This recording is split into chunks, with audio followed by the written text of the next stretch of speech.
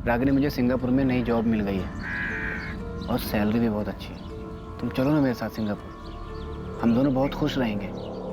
संतोष, इतने दिनों बाद तुम्हें देखकर बहुत अच्छा लग रहा है। तो फिर चलो ना मेरे साथ रागिनी।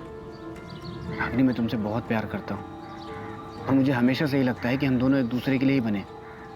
किस्मत ने हमें फिर से मिलाया है, इस बार मौका हाथ से मत जाने दो। 2 साल पहले भी मैंने तुम्हें मनाने की कोशिश की थी कि शादी कर लेते हैं, नई दुनिया नया घर बनाते। रागिनी, हम जबलपुर चलते हैं, वहाँ चल के शादी कर लेते हैं। वहाँ पे मेरा अपना घर है, मम्मी है, पापा है, वहाँ कोई प्रॉब्लम नहीं होगी। नहीं संतोष, मैं अपने घर जाऊंगी। पर क्यों? वो घर तो तुमने छोड़ दिया ना रागिनी, फिर क्यों वापस जाना चाहती हो? बच्चों के लिए मुझे उनकी याद आ रही है।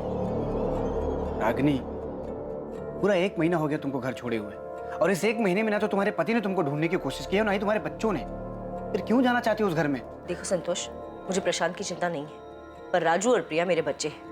अब तक तो प्रशांत ने उन्हें बता दिया होगा कि मैं उन्हें छोड़कर चली गई हूँ। रागिनी, मेरी बात समझने की कोशिश करो। तुम्हें लाइफ में क्या चाहिए?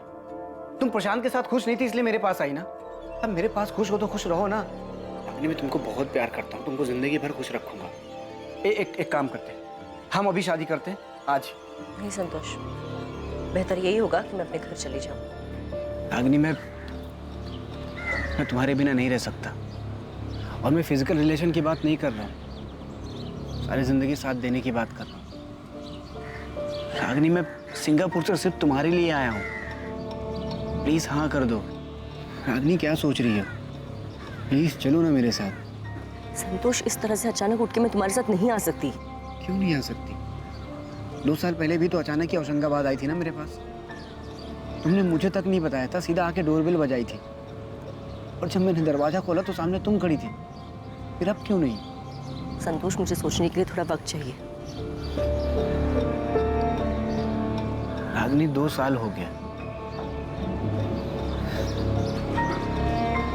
ठीक है, तुम्हें जितना वक्त चाहिए तुम ले लो, लेकिन मैं भी तब तक यहाँ से नहीं जाऊंगा जब तक तुम हाँ नहीं कर देती। मैंने उसे मनाने की हर मुमकिन कोशिश की, पर वो मेरे साथ नहीं आई।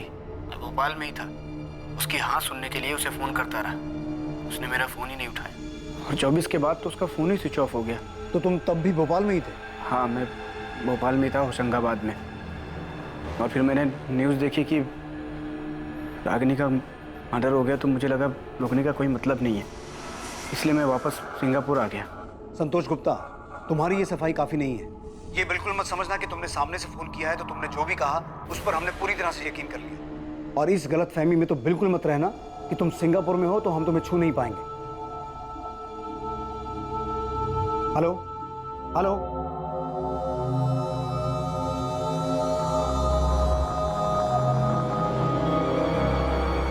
फिर इसके बाद वहीं तक सच होगी जहां तक ये रागिनी को मना रहा है। रागिनी के मना करने और इसकी ये बात मान लेने की कहानी सब बकवास है। हो सकता है बकवास हो फिरोज, पर मुझे ये रागिनी समझ में नहीं आ रही। क्या औरत थी ये? एक तरफ शेखर, एक तरफ संतोष, 2 बच्चे भी थे। ये कर क्या रही थी? चाहती क्या थी? सर, राजनगर पुलिस स्टेशन से फोन आया था, उन्हें एक डेड बॉडी मिली है। किसकी? शेखर प्रजापति की। डेड बॉडी बोरी में थी।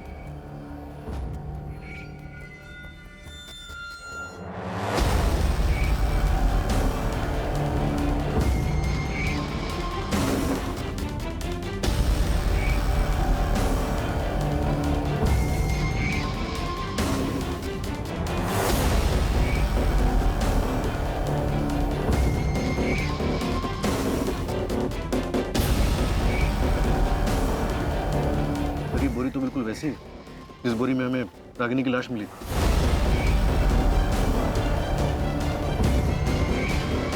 फिर उस बॉडी की हालत देख रहे हो? जिस तरह से डिकम्पोज हुई है, उसे देखकर साफ लग रहा है कि इसका मर्डर भी काफी दिन पहले हो चुका है।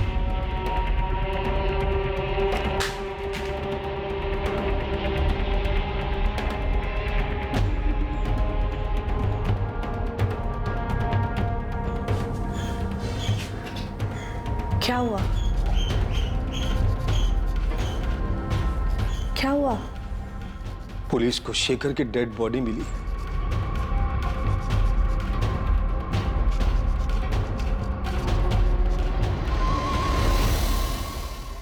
एक दूसरी लाश जो पहले से मौजूद थी, लेकिन पुलिस को आज मिली थी शेखर प्रजापति की थी, उस शेखर प्रजापति की जिसके रागिनी के साथ नाजायज संबंध थे। पहले रागिनी की लाश मिलती है जिसकी बेरहमी से गला दबाकर हत्या की गई, और फिर कुछ दिन बाद शेखर की लाश सामने आती है। अब पुलिस के लिए इस केस में दो अहम संदिग्ध होने वाले थे। पहला रागिनी का पति प्रशांत और दूसरा उसका चाहने वाला संतोष गुप्ता, जो पहले ही सिंगापुर जा चुका था। शेखर की मौत का कारण पुलिस के लिए एक और बड़ा झटका साबित होने वाला था। इंस्पेक्टर, इसकी मौत को भी 72 घंटे से ज्यादा बीत चुका। एक्चुअली बॉडी जिस हालत में मिली है या जिस तरह से डिकम्पोज हो चुकी है, सही वक्त बताना मुश्किल है। पर ऐसा हो सकता है कि इसका मर्डर भी रागिनी की तरह 24 अप्रैल को ही हुआ हो। हाँ, हो सकता है दोनों की मौत 24 अप्रैल को ही हुई हो, पर इसका मर्डर नहीं हुआ। मर्डर नहीं हुआ तो? इसकी बॉडी से पॉइजन के ट्रेसेस मिले, वो भी बड़ी मात्रा में। पॉइजन? जी। तो आप ये कहना चाहते हैं कि शेखर का मर्डर नहीं हुआ बल्कि इसने आत्महत्या की है? इतना तो श्योर होकर बोल सकता हूँ कि इसको जहर जबरदस्ती नहीं दिया गया। हाँ, किसी चीज में मिक्स करके दिया हो तो पता नहीं। कैसे मारा तूने रागिनी को? शेखर को जहर कैसे दिया? अब ये मत कहना कि तुझे कुछ नहीं पता, क्योंकि हमें पता है कि 24 तारीख को तू अपनी फैक्ट्री के स्टाफ को जानबूझ के ये जता रहा था कि तू वहां है। किसे भेजा था उनके पीछे? ये बेबस बनने का नाटक खत्म हुआ प्रशांत। याद रख, तुझे अपने बच्चों का सामना भी करना है, क्योंकि कहीं ना कहीं उन्हें भी इस बात का एहसास है कि उनकी माँ का कत्ल तूने किया है। मैं अपने बच्चों से बहुत प्यार करता हूँ सर, हमेशा उनका ख्याल रखूं। रागिनी अब उनके साथ नहीं है तो क्या, वो उनके दिल, दिमाग और यादों में हमेशा रहे। ये संत बनने का नाटक बंद कर प्रशांत, और ये बता कि रागिनी का मर्डर कैसे किया, कहां किया, शेखर को जहर कैसे दिया, कैसे मारा तूने इन दोनों को?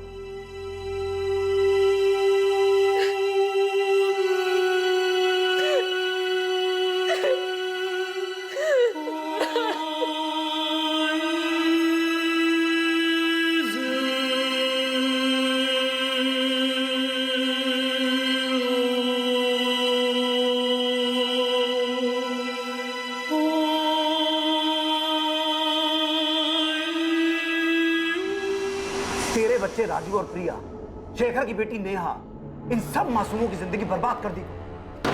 नहीं की सर, मैंने किसी की जिंदगी बर्बाद, किसी को कोई दुख नहीं दिया मैंने। रागिनी ने सब बर्बाद किया सर।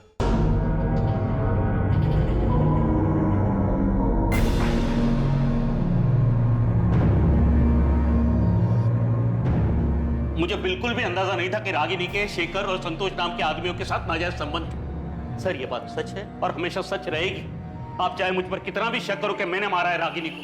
सर मारा होता ना तो कबूल करने में मुझे कोई दिक्कत नहीं थी, क्योंकि ये बात किसी से नहीं छुपी कि रागिनी मेरे साथ खुश नहीं थी और ना ही मैं उसके साथ खुश थी। और ये बात भी नहीं छुपी कि हमारी शादी में कुछ नहीं बचा था, मर चुकी थी वो। आपको अंदाजा भी नहीं होगा कि मैंने अकेले बच्चों को कैसे पाला है, माँ के होते हुए भी। वो माँ जो बस लगातार फोन पे लगी रहती थी, 24 घंटे किसी के साथ बातें करती रहती थी। सर आपके सामने तो सिर्फ शेखर और संतोष के नाम आए ना, और न जाने कितने नाम और भी होंगे, लोग होंगे जो अभी तक बाहर नहीं आए, छुपे हुए हैं।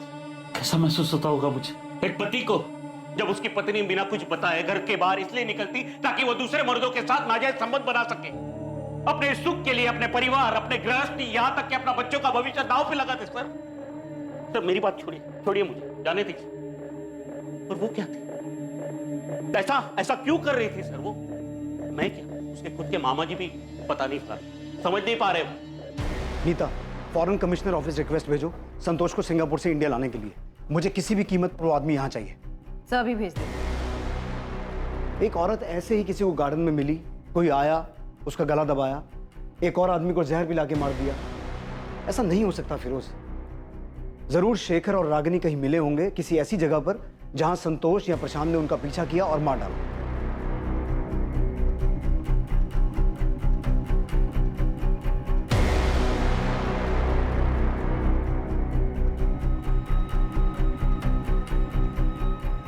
बबलू से कहो एक टीम से काम नहीं हो रहा, 10 लगाए, और चाहिए और लगाए, लेकिन किसी भी तरीके से यह पता लगाए कि उस दिन शेखर और रागिनी कहां गए। कोई तो ऐसा होटल या लॉज होगा जहां उनका पीछा किया गया, दोनों का मर्डर किया गया। सर मैंने रागिनी और शेखर की पोस्टमार्टम रिपोर्ट पढ़ी थी। फिर उस पोस्टमार्टम रिपोर्ट में क्या लिखा है मुझे पता है, लेकिन मुझे किसी भी तरह उस आदमी का पता लगाना है जिसने ये मर्डर्स किए हैं। हम गोल गोल घूमे जा रहे हैं। एक दिन 2 बच्चे आते हैं अपनी माँ को ढूंढते हुए, हमें उनकी माँ की बजाय उसकी डेड बॉडी मिलती है, फिर उसके प्रेमी की डेड बॉडी मिलती है, लेकिन ये क्लू नहीं मिलता कि किसने मारा, क्यों मारा। सर शेखर का मर्डर नहीं हुआ, उसने सुसाइड किया। फिरोज, तुम्हारा दिमाग ठीक है? वो सुसाइड क्यों करेगा? और अगर उसने सुसाइड किया भी है तो रागिनी का तो मर्डर हुआ है ना? सर मुझे लगता है शेखर ने रागिनी का मर्डर किया होगा।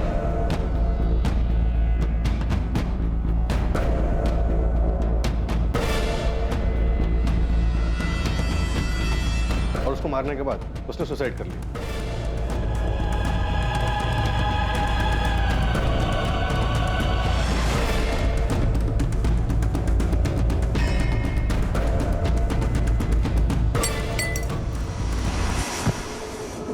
पहले उसने रागिनी को मारा, फिर उसने सुसाइड किया, और फिर आसमान से कोई टपका जिसने दोनों की डेड बॉडी को बोरे में डाल के ठिकाने लगा दिया। फिरोज, मुझे कोई थ्योरी नहीं चाहिए। ये केस ऐसे बंद नहीं हो सकता। मुझे किसी भी हाल में उस मर्डर का पता लगाना है। उसने क्यों मारा, कहां मारा, कैसे मारा, किस मकसद से मारा, इन सभी सवालों के जवाब चाहिए। अंडरस्टूड? Right sir. रागिनी और शेखर कहां मिले थे, रागिनी को कहां मारा गया, शेखर को कहां जहर दिया गया, या उसने खुद अपनी जान ली? इन सभी सवालों के जवाब और सच की खोज में पुलिस ने पूरे भोपाल शहर को खंगालने की ठान ली। दूसरी तरफ संतोष को सिंगापुर से इंडिया वापस लाने की कोशिशें भी तेज कर दी गईं। एक बार पुलिस से बात करने के बाद संतोष ने अपना फोन स्विच ऑन किया ही नहीं। वो ना तो अब किसी फोन और ना ही किसी मैसेज का जवाब दे रहा था।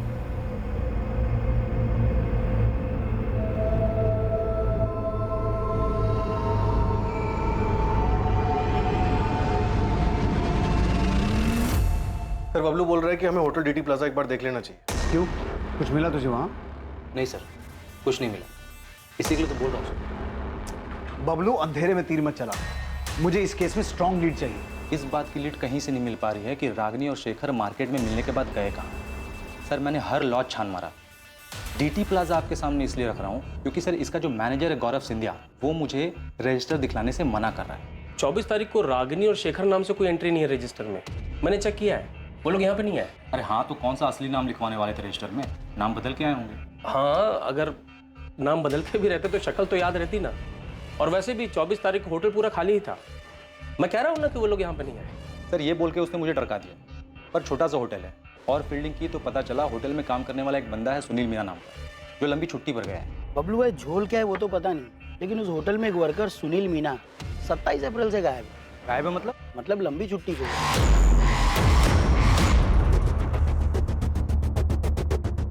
तो मतलब तेरे को लगता है उसने कुछ झोल किया क्या? हाँ भाई, क्योंकि जानता है गणेश, ये शेखर और रागिनी कहाँ मिले, मिलकर कहाँ गए, कौन से चद्दर पलटी होटल में रुके, कुछ पता नहीं चल पा रहा है। भाई होटल तो ये भी चद्दर पलटी, और मालिक है एकदम कंजूस। मतलब इतना कंजूस है ना कि एक भी रूम खाली रह जाए तो मर जाता था। लेकिन पिछले कुछ दिनों तक ये होटल बंद था। सर सुनील मीना लंबी छुट्टी पर चला जाता है। 24 अप्रैल के बाद 27 तक होटल बंद रहता है। होटल का मैनेजर रजिस्टर दिखलाने से मना करता है। सर मैं पक्का बोल रहा हूँ, यहाँ पे कुछ ना कुछ झोल तो है। डीटी प्लाजा होटल के बारे में मिली ये छोटी सी जानकारी इस केस में बड़ा खुलासा करने वाली थी। एक छोटी सी लीड की तलाश में भटकती पुलिस को एक बड़ी कामयाबी हासिल होने वाली थी। डीटी प्लाजा होटल में कुछ नहीं, बहुत कुछ घटा था।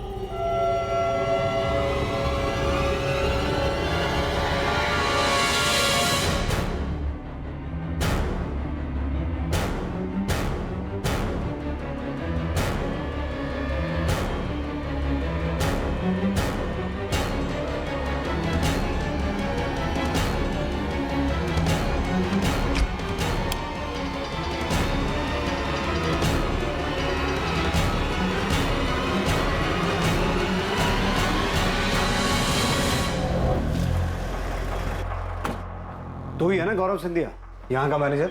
हमारे आदमी को रजिस्टर क्यों नहीं दिखा रहा था? चल रजिस्टर निकाल। सब ये रहा।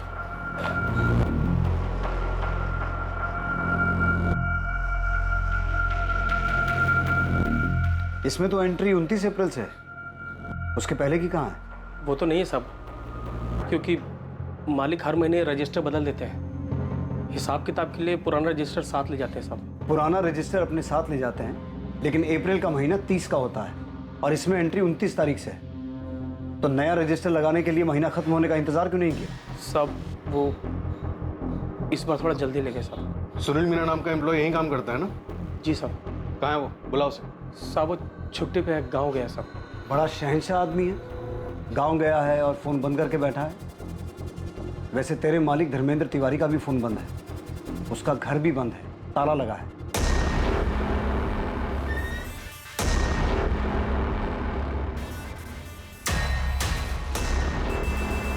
तेरा मालिक भी गांव गया है, चल कर आया।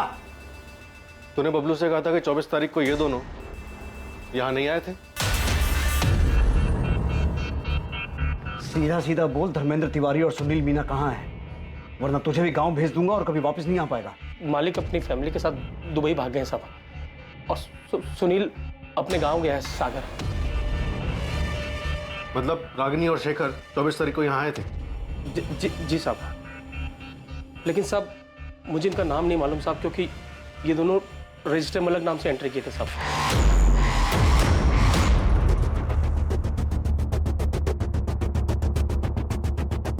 इन दोनों को किसने मारा? इसने या इसने?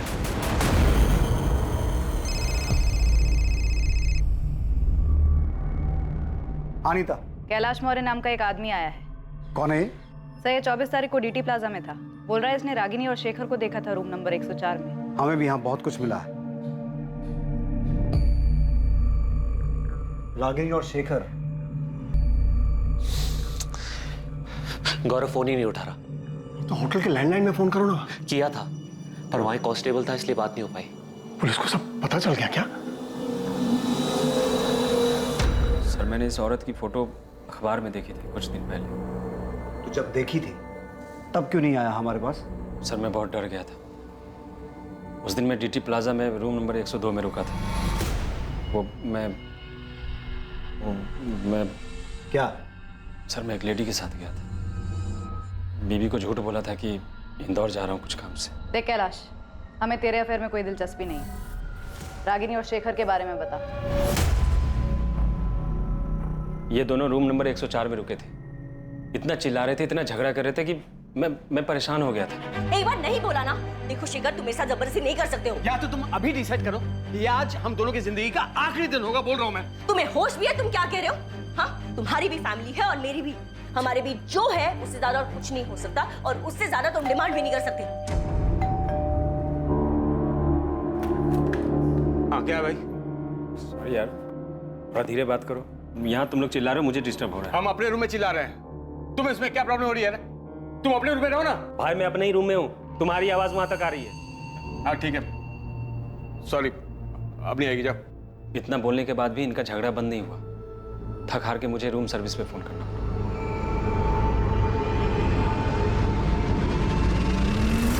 यही था वो आदमी?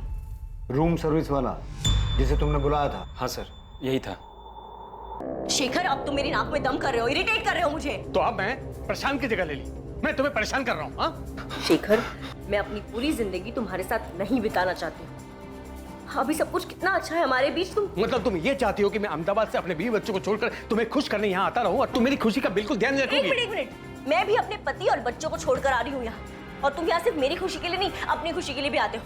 और हमेशा से यही रहा था हमारे बीच और यही रहेगा, और इस तरह तुम नहीं मांग सकते। मांग सकता हूँ, बिल्कुल मांग सकता हूँ। मैं तुमसे शादी करना चाहता हूँ, इसी वक्त तुम्हें हाँ बोलना पड़ेगा। तुम मना नहीं कर सकते। तुम होश में तो हो तुम? हमारे बीच शादी की बात कब हुई थी? मैंने कभी तुमसे कहा कि मैं तुमसे शादी करना चाहती हूँ? एक शादी करके देख ली है मैंने, और अब तक पछता रही हूँ। बच्चे हैं इसलिए झेल रही हूँ। लेकिन मैं तुम्हारे ये नखरे नहीं झेलूंगा रागिनी। क्या हुआ? हाँ सर, सामने वाला थोड़ा परेशान हो रहा है, थोड़ा धीरे बात कीजिए ना। हाँ ठीक है, ठीक है, ठीक। Thank you. फिर रात के करीब 12 साढ़े 12 बजे के बाद उस कमरे से आवाज आनी बिल्कुल बंद हो गई। फिर मैंने सुबह 7 बजे होटल छोड़ दिया। तुम्हारे साथ कौन थी उस दिन? वो लेडी? प्लीज मैडम, इसमें हमें मत घसीटिए। वो भी शादीशुदा है और मैं भी। बेकार में हम दोनों के घर टूट जाएंगे। तुझे अपना बयान डिटेल में लिखवाना होगा। अगर तू हमारे पास पहले आ गया होता ना, तो ये केस बहुत पहले सॉल्व हो गया होता। सुनील मीना जो सागर में अपना मोबाइल बंद करके बैठा था, पुलिस ने उसे सागर के ही उसके घर से अरेस्ट किया। रागिनी के कत्ल और शेखर की मौत का सच चौंका देने वाला था। क्या हुआ था डीटी प्लाजा में? और सुनील मीना हमारे कब्जे में है, तो ये मत समझना दुबई में बैठा तेरा मालिक तुझे बचा लेगा। मैडम साहब, मैं तो सिर्फ नमक का फर्ज अदा कर रहा हूँ साहब। उनको मारने मेरा हाथ नहीं है साहब, मैंने नहीं मारा। ये डायलॉग बाजी बंद कर। अगर तेरा हाथ नहीं है तो रागिनी और शेखर को मारा किसने? होटल में से किसी का हाथ नहीं साहब, किसी ने नहीं मारा। तो फिर रागिनी और शेखर मरे कैसे? साहब 25 तारीख की सुबह जब सुनील रूम सर्विस के लिए गया था साहब, तो वो लोग दरवाजा ही नहीं खोल रहे थे साहब। सुनील ने मुझे बताया तो मैं चेक करने के लिए गया था। रात भर झगड़ा कर रहे थे, अब दरवाजा नहीं खोल रहे हैं। बैल बजा बजा के थक गया सर मैं।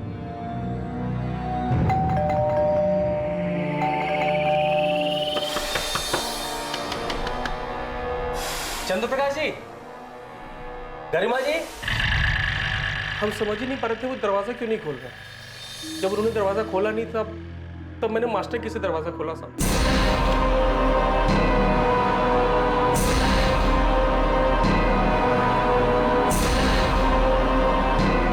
चंद्रप्रकाश जी, गरिमा जी, चंद्रप्रकाश जी, गरिमा जी,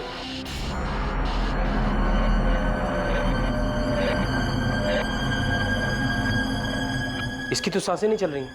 इसकी भी सांसें नहीं चल रही हैं। साहब मैंने तुरंत तिवारी जी को फोन किया साहब, वो फौरन अपने बेटे करण के साथ होटल आ गए। पापा दोनों मर चुके। कैसे हुआ ये? किसने किया? सर पता नहीं सर। सर ये दोनों रात भर बहुत जोर से झगड़ा कर रहे थे। सुबह हमने दरवाजा खोला तो देखा दोनों मरे पड़े हैं। गौरव तुमने सीसीटीवी चेक किया?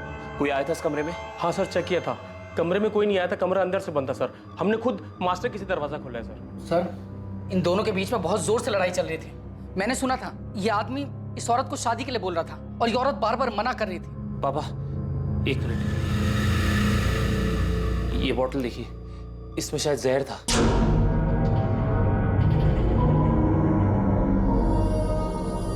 सर मैंने खुद सीसीटीवी चेक किया सर, कमरे में कोई नहीं आया था। सर हो सकता है इस आदमी ने पहले उस औरत को मारा हो और बाद में जहर पी लिया। Oh my God!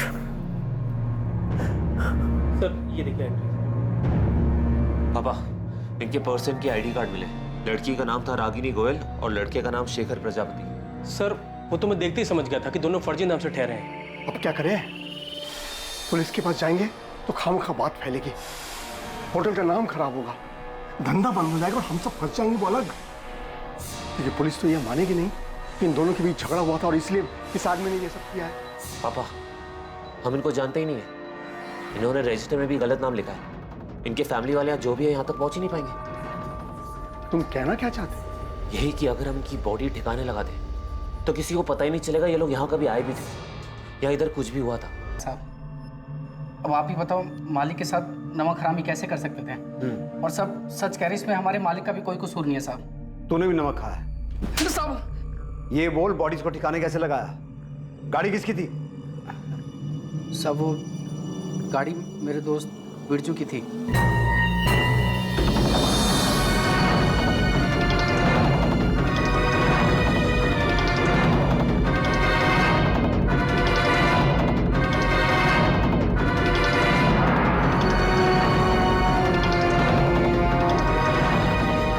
सब पहले हमने उस औरत की बॉडी को हुसैन नगर के नाले में फेंका और फिर आदमी की बॉडी को चंदन नगर के जंगल में फेंक दिया। होटल में कहीं भी सीसीटीवी नहीं दिखा, सब उखाड़ दिए। वो तो मालिक ने कहा था साहब कि सीसीटीवी रजिस्टर हटा दो, वो सब अपने साथ लेके गए साहब। तो तुम्हारा मालिक धर्मेंद्र तिवारी और उसका बेटा करण दुबई में कहाँ छुपे बैठे हैं? पता नहीं साहब किसी होटल में है साहब। अभी भी झूठ बोल रहे। देखो सोच लो तुम दोनों, नहीं तो मर्डर करने, मर्डर छुपाने, लाश ठिकाने लगाने और सबूत मिटाने के सारे चार्जेस लगेंगे तुम दोनों। इस जिंदगी में तो बाहर नहीं आ पाओगे तुम। साहब सच में मुझे कुछ नहीं पता, हमने नहीं मारा उन दोनों को साहब। मैं आखिरी बार पूछ रहा हूं, दुबई के किस होटल में है तेरा मालिक? धर्मेंद्र तिवारी, इस गलतफहमी में बिल्कुल मत रहना कि सारी जिंदगी दुबई में छुप के बैठ सकते हो। भलाई इसी में है कि चुपचाप वापस आ जाओ, वरना तुम्हारी वो हालत करेंगे। सर मेरी बात सुनिए सर। हमने तो सिर्फ बॉडी फेंकवाई था सर, और वो भी हमने इसलिए किया क्योंकि हम बहुत डर गए थे सर। तिवारी, तूने क्या किया था क्या नहीं किया था ये मैं तभी सुनूंगा जब तू मेरे सामने होगा। अभी मैं तेरी किसी भी बात का यकीन नहीं कर रहा हूं। सर मैं सच कह रहा हूं, मेरे पास रजिस्टर और सीसीटीवी फुटेज दोनों है सर, आप चाहे तो देख लीजिएगा।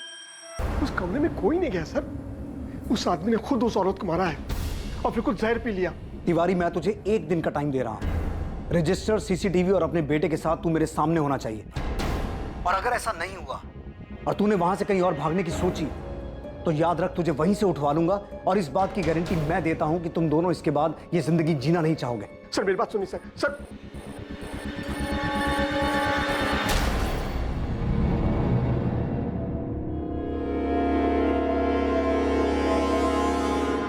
सर मैंने जो पोस्टमार्टम रिपोर्ट देख के फिगर आउट किया था वो थ्योरी नहीं सच था। मैं तुमसे शादी करना चाहता हूँ, इसी वक्त तुम्हें हाँ बोलना पड़ेगा, तुम मना नहीं कर सकते। तुम एक बार नहीं बोला ना। देखो शेखर, तुम मेरे साथ जबरदस्ती नहीं कर सकते हो।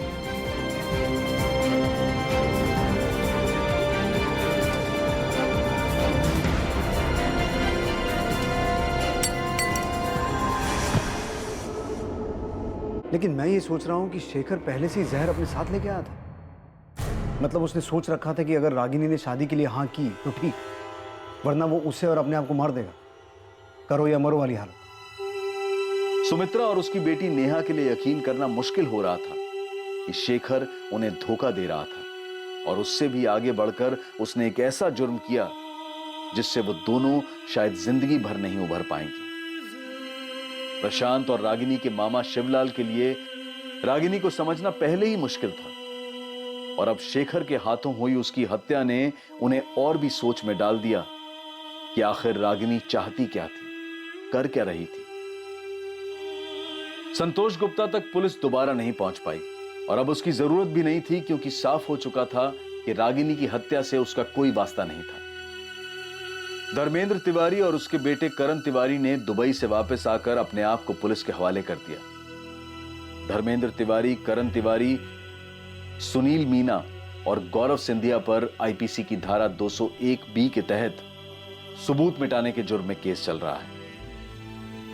डीटी प्लाजा होटल के मालिक से मिली सीसीटीवी फुटेज से साबित हुआ कि 24 अप्रैल की रात जब रागिनी का कत्ल हुआ और शेखर की मौत हुई, उस दिन रागिनी और शेखर के कमरे में कोई दाखिल नहीं हुआ था। राजू, प्रिया, मुझे पता है कि आप लोग बहुत दुखी हो। इतना आसान नहीं इस दुख को बुलाना, पर आप दोनों को स्ट्रांग बनना होगा। आपके पापा आपके साथ हैं और वो हमेशा रहेंगे। और अपनी मम्मी के साथ बिताए वो दिन याद करना जब आप सब बहुत खुश थे, सब ठीक था। प्रशांत, आप बहुत मजबूत इरादों वाले सचमुच भले इंसान। बच्चों को अब आपकी पहले से कहीं ज्यादा जरूरत है। वो दुखी हैं, सदमे में हैं, उनका ध्यान रखना।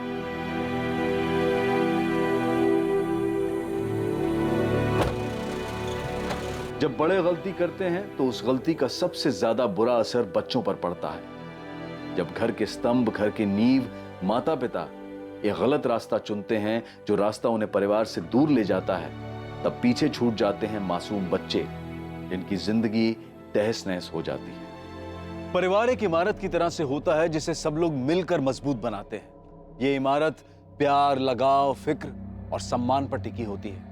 किसी भी परिवार के फलने फूलने में इनका महत्वपूर्ण योगदान होता है, और मासूम बच्चों को माता पिता दोनों की ही बराबर जरूरत होती है। पर इसका यह मतलब कतई नहीं है कि मजबूरी में साथ रहा जाए।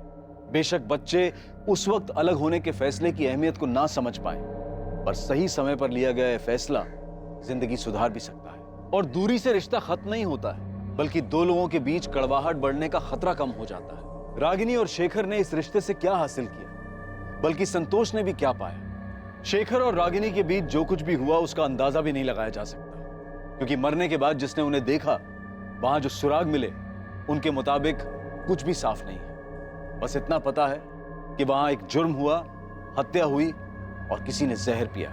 इस सब में सच सिर्फ यह था कि दो मासूम बच्चों ने अपनी मां को खोया और एक ने अपने पिता को। यह वो दुखद सच है जिसे झूठ में भी सच नहीं होना चाहिए था। अब मैं अनूप सोनी आपसे विदा लेता हूं। कल रात 11 बजे आपसे फिर मुलाकात होगी एक और नए केस के साथ। और याद रखें, क्राइम और आपके बीच में सिर्फ इतना फर्क है कि आप कितने सतर्क हैं। सतर्क रहें, सुरक्षित रहें।